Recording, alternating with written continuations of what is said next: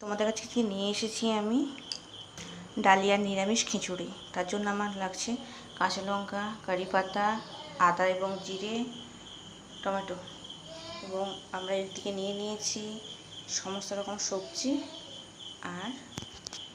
আর পরিমাণ মতন সোয়াবিন।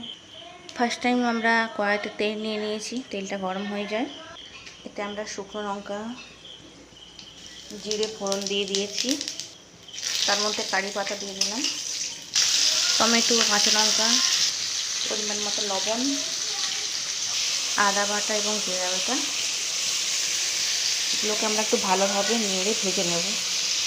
মশলাটা ভাজা হয়ে গিয়েছে, এর মধ্যে সামান্য পরিমাণ হলুদ, এই লঙ্কা গুঁড়ি দিয়ে দিলাম, সামান্য একটু জল দিয়ে মশলাটা আমি কষিয়ে নেব।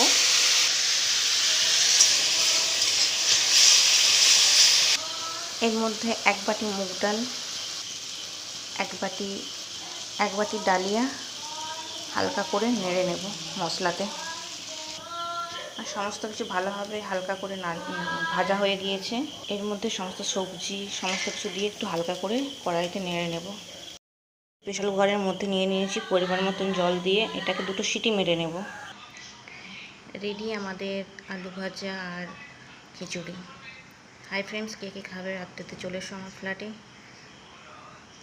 আজকে বিপত্তারিণী, তাই কি নিরামিষ হবে এটাই রাত্রে মেনু। জাস্ট 5 মিনিটেই রান্নাটা হয়ে গিয়েছে। তো তোমরা সবাই বাড়িতে ট্রাই করো, কমেন্ট করো, শেয়ার করো, লাইক করো। ওকে, বাই, গুড নাইট।